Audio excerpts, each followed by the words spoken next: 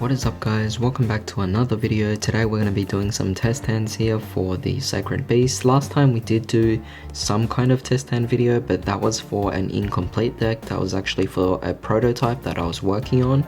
In this particular circumstance, this is after the deck profile, so I will have a more complete deck here.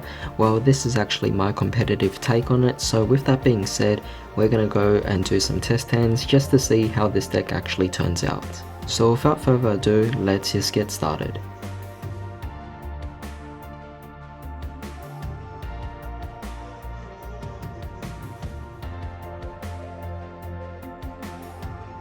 Alright, so as a kind of like a bit of a warning, I guess, I did actually take out one copy of the Escape from the Dark Dimension from the deck, and I managed to put in a copy of Skill Drain. So it was a card that I actually recently got a hand of, so because of that I was able to actually add it into this deck. So if we are lucky, then you might be able to see the Skill Drain come out of one of these test hands. But with that being said, let's just go with what we have here and see how things actually turn out. So here's our first opening hand, definitely looking a bit more interesting, I guess, because we don't have our Dark Beckoning Beast, but that's okay. We do have some other combo pieces already around, so we could go for the opening of the Spirit Gates anyway, and this would allow us to then add what we need. So I'm going to activate that right away, and we're going to look for our Dark Beckoning Beast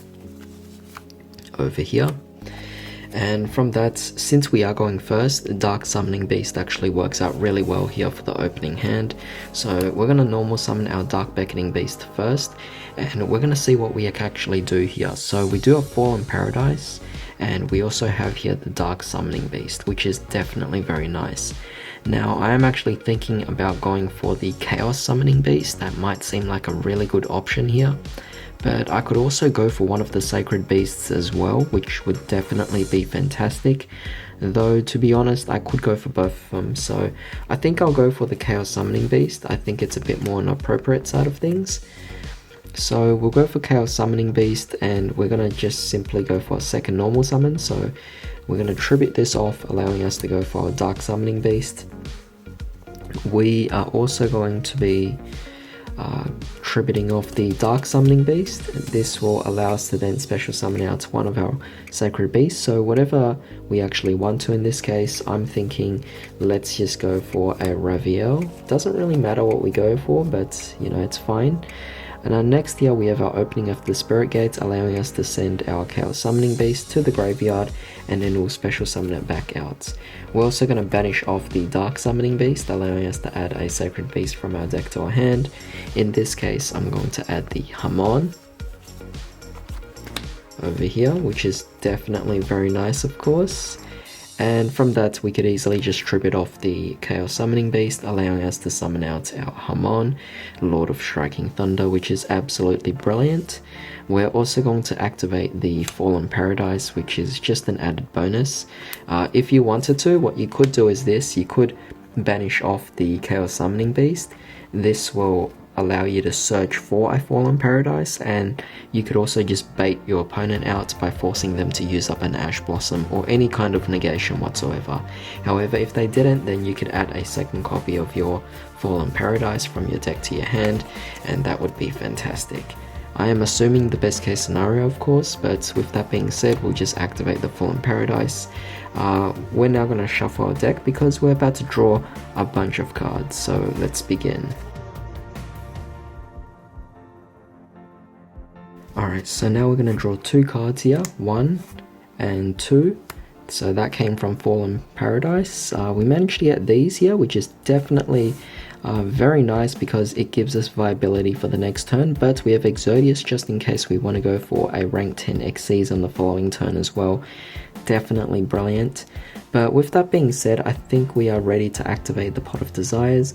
So we're just going to activate it, banishing the top 10 cards of our deck. So 1, 2, 3, 4, 5, 6, 7, 8, 9, 10. And then we're going to draw two more cards here and see what we get. So we drew into another Exodius, alright, and we drew into an instant fusion. Interesting. So let's see what we actually banished off here. just to see what kind of risks that might be involved. We banished that. These cards here don't really matter too much, as I'm seeing. Yep, it's not too bad at all. We banished off the second desires, which is fine. Another Chaos Summoning Beast.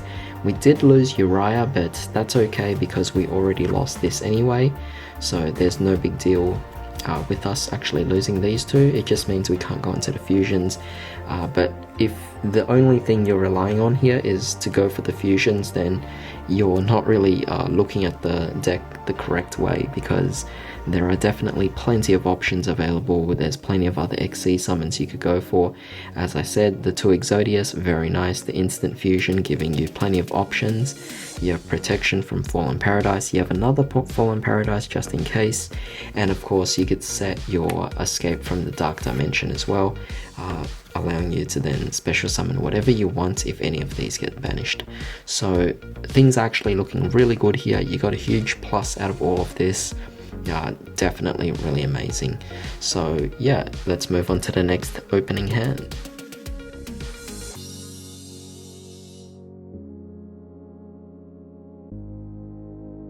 Alright, so here we're going to be going second now.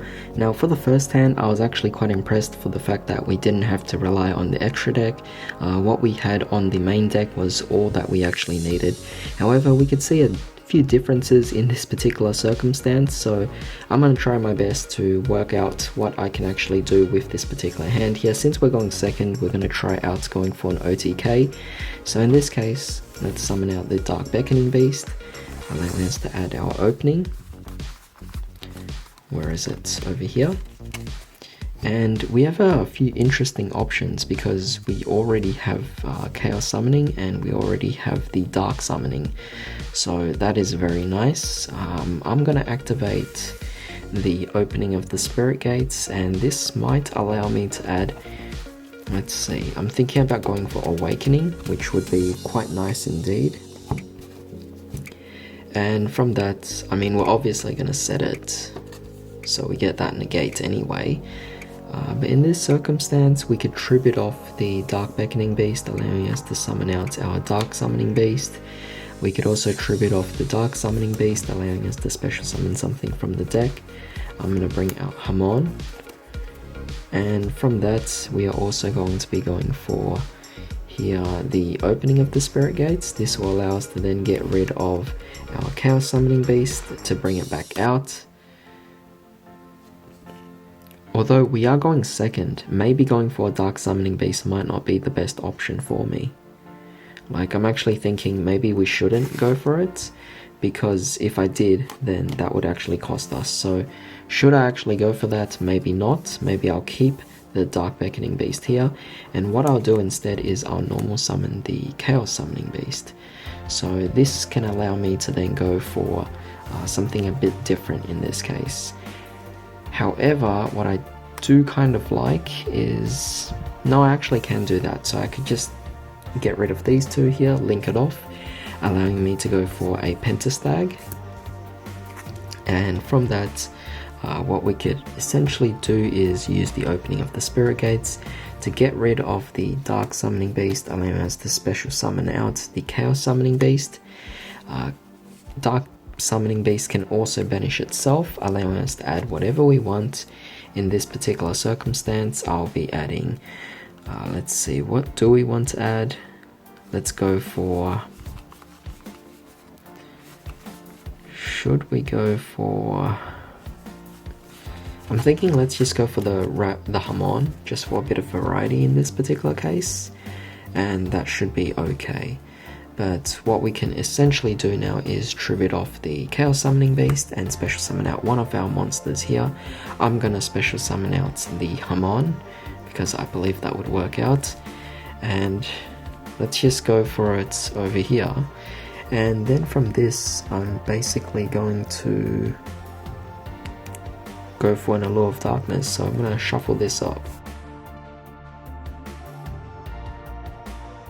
I actually realized I made a mistake on this case, because I could have just banished off this instead and also added a Fallen Paradise. That might have been a smarter option first. So I'm just going to add my Fallen Paradise over here, and then we'll shuffle again.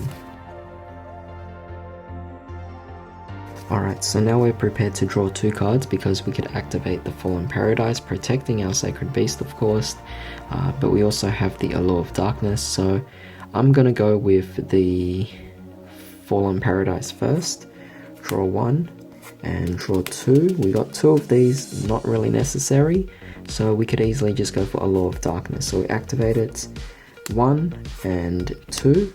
We'll banish off the Dark Beckoning Beast, and we have another Allure of Darkness, so I'm going to activate it right away, 1 and 2, and we can banish off our Dark Beckoning Beast again. Honestly, it doesn't really matter, and if we wanted to, we could even push it further by going for another Allure of Darkness, so we just might as well just draw out what we can, right? So 1, 2, and we'll just banish off our Raviel because we know that we have a second copy in the deck anyway. So with that being said, we got a brand new hand here. We do have a second copy of Awakening, so you could set the extra one in case the opponent gets rid of the other one, so that would be very nice. So that's what I'm going to do. We have a second opening, which is very nice, but we also have here an instant fusion allowing us to go for Millennium Eyes, so we have a monster effect negate, which would be fantastic of course, but with that being said, I'm just gonna not go into that because I have over here the Raviel. So I mean, this is nice, right? Although you could target one of our Raviels and make it stronger, it's a bit unfortunate, but that's okay. Let's see what else we can do here. I'm thinking, like, I do want to go for a Raviel if possible onto the field, and then that would make Shimmering Scraper a lot stronger. But in this case, it seems like this is what we get out of it. But you know what, it's okay because we have Hamon, which is a 4k beat stick, and we pierce one of their monsters. And then when you destroy one of their monsters, you inflict 1000 damage anyway. Not to mention the additional damage that Pentastag will do as well, which would be 1600. So it is still very, very nice what you actually have available, and on your following turn you have plenty of different plays to just follow up on that as well. So I do actually like the dynamics of this deck. I like the interactions that actually go on. But yeah, definitely tell me what you guys actually thought about this. I will definitely be doing more test hands on this, so do stay tuned for part 2, because I feel like the more test hands we do, the more we get to see the capabilities of this deck, and I feel like doing 2 test hands today definitely is nowhere near what this deck could potentially do here. I want to see a few other cards in action, so yeah, it's going to be really fun.